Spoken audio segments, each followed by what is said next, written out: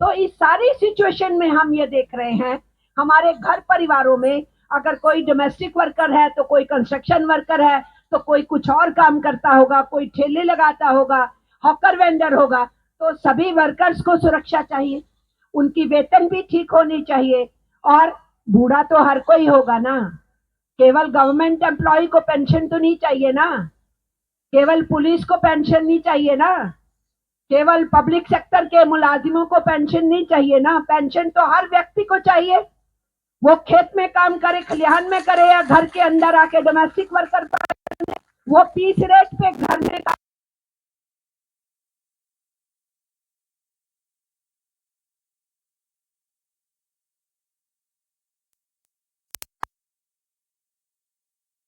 श्रमदान दे रहे हैं, तो जो श्रम आप करते हैं उस श्रम का, उस मेहनत का हमें मूल्य चाहिए। और मूल्य के साथ साथ बुढ़ापे में कैसे जिएंगे उसकी पेंशन चाहिए, और काम के दौरान हमें सामाजिक सुरक्षा चाहिए। हमें बोल देते हैं, आप कहोगे ना हमारा बोर्ड बनाओ, आप कहोगे ना उसमें पैसे का प्रावधान करो, जवाब क्या आएगा सरकारों से? जिस जवाब को हम कबूलते नहीं है, जवाब आएगा पैसा कहां से है? अरे टैक्स पेयर की मनी से, टैक्स पेयर की मनी से तुमको पेंशन दे दे। क्यों दे दे भाई? हम उनको बताना चाहते हैं इस देश में पैसे की कमी नहीं है, ये देश को गरीब रखा गया है। यहाँ धनाढ्य इतने हैं कि हिंदुस्तान के जो खरबोपति है वो पूरे यूरोप के देशों से ज्यादा अमीर है, और हिंदुस्तान के जो गरीब है वो जो अदने से सब सहारा के मुल्क है ना, जिनको बहुत गरीब माना जाता है, हिंदुस्तान का गरीब उनसे भी ज्यादा गरीब है। ये सच्चाई क्या सरकारों को मालूम नहीं है? आप केवल अडानी और अंबानी की सेवा में लगे रहेंगे, और जो हमारे समाज में मेहनत करता है उसकी आप परवाह नहीं करेंगे, मजदूर नहीं, और टैक्स की बात करते हो।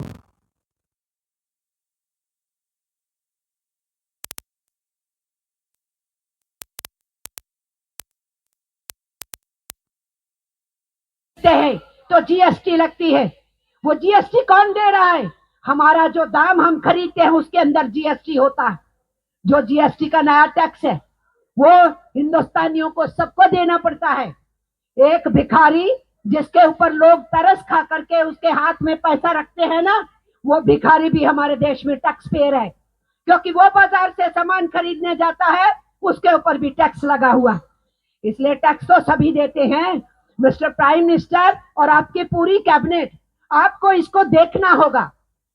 जो हमारे लेबर मिनिस्टर हैं, आपको इसका संज्ञान लेना होगा कि हम भी टैक्स पेयर हैं।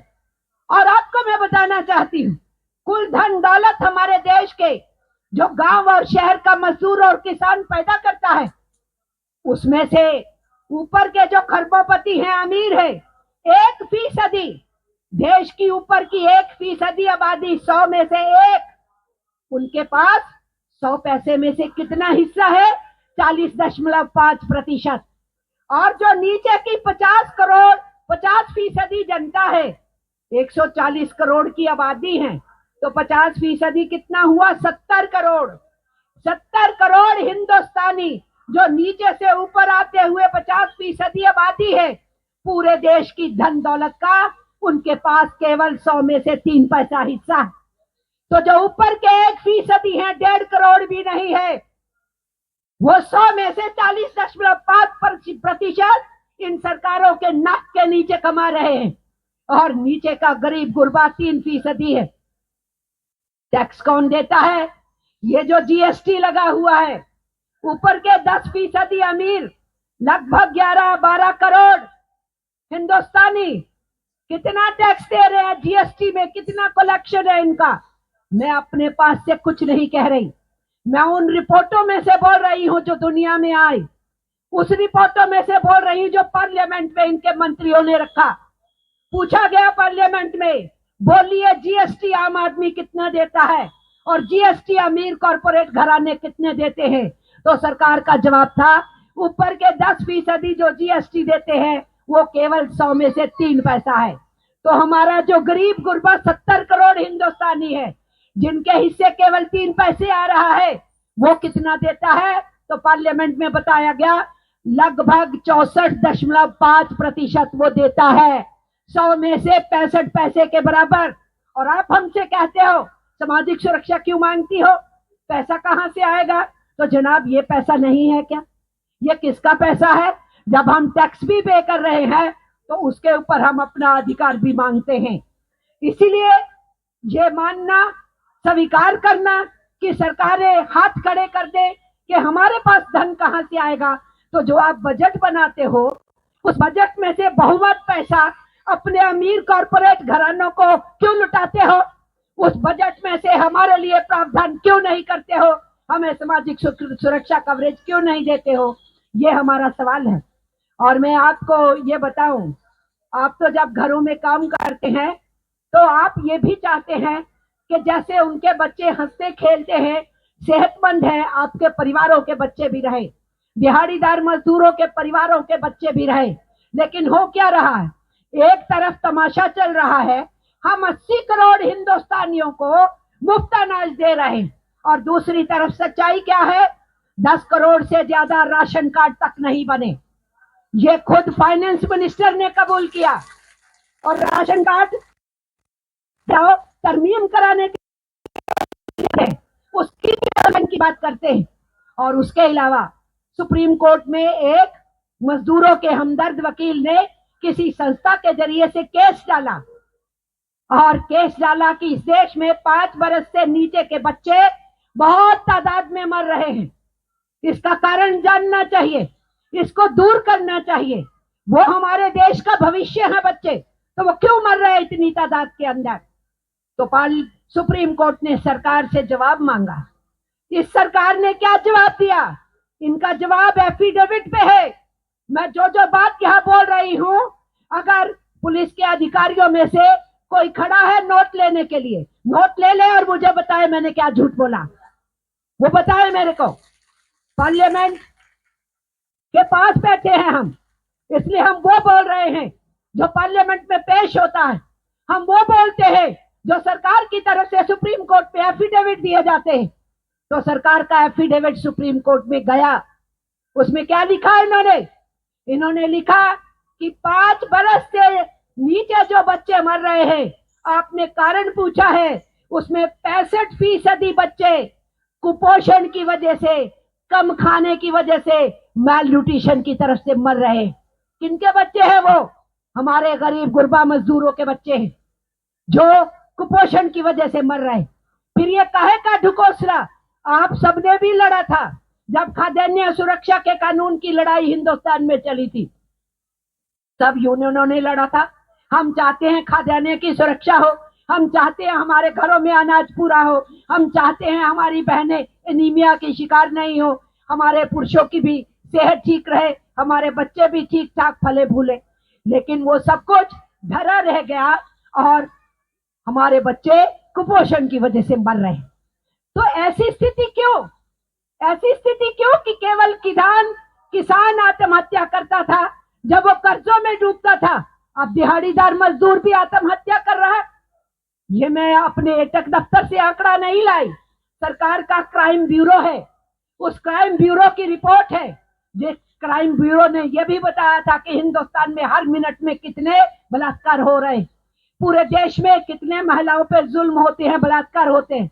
उसी क्राइम ब्यूरो ने यह भी बताया कि हिंदुस्तान के अंदर पिछले साल जिन्होंने आत्महत्याएं करी, उनमें से 1/4 यानी 25% आत्महत्याएं दिहाड़ी मजदूर ने करे, जो उसको रोज काम ढूंढना होता है। काम मिलता है तो घर में चूल्हा जलता है। वो दिहाड़ी मजदूर को कभी भी 30 दिन में से 20 दिन से ज्यादा काम नहीं मिलता। 20 दिन का तो मतलब है बहुत बड़ी बात हो गई, कभी 5 दिन कभी 10 दिन काम मिलता है। दिहाड़ी मजदूर हताश होकर आत्महत्याएं करे, क्या ये डूबने वाली बात नहीं है? शर्म से डूबने वाली बात है।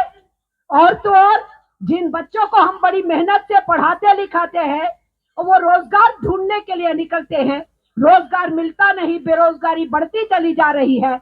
ऐसे में जो अनएम्प्लॉयड बेरोजगार नौजवान हैं, उनके आत्महत्याओं के किस्से आ रहे हैं।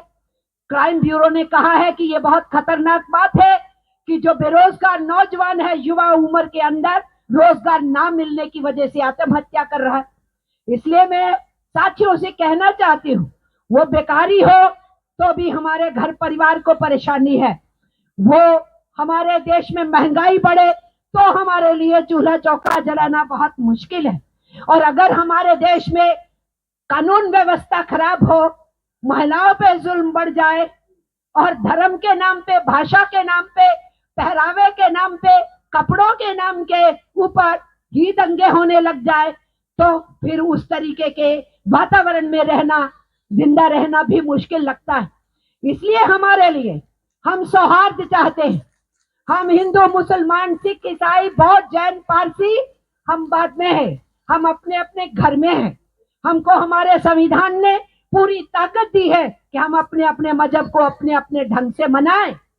हमें पूरी आजादी है, हम क्या खान पान और क्या पहरावा करें और कौन सी हमारी भाषा हो जिसको हम प्यार करते हैं बोले, सब भाषाओं का हम आदर करें। इसलिए हर धर्म का, हर भाषा का, हर पहरावे का, हर खान पान का हम सम्मान करते हैं, पर हमारी जो स्वतंत्रता है हम उसके ऊपर आंच नहीं आने देंगे। इसलिए हमारी लड़ाई बहुत सीधे है। हम मेहनत कश है, हम मजदूर है, ये है हमारी पहचान। और उस पहचान में जब हम श्रम देते हैं उसका दाम चाहिए। हमें दाम मिलेगा तो सामाजिक सुरक्षा भी चाहिए। हमारी आज की सामाजिक सुरक्षा और हमारी भविष्य की पेंशन चाहिए। तो हमने कौन सा चांद या सूरज बांध लिया? हमने कहा कि वो चांद हमारी थाली में डालो, वो सूरज लाके हमारी झोली में डालो। हमने कुछ ऐसा नहीं मांगा। हमने सब वो मांगा है जो हिंदुस्तान के संविधान के तहत सरकारें चाहे तो लागू कर सकती हैं।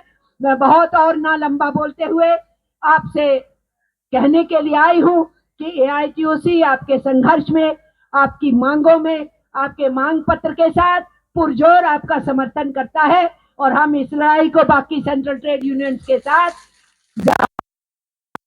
है उसको हम उठाएंगे। इंकलाब जिंदाबाद, इंकलाब जिंदाबाद।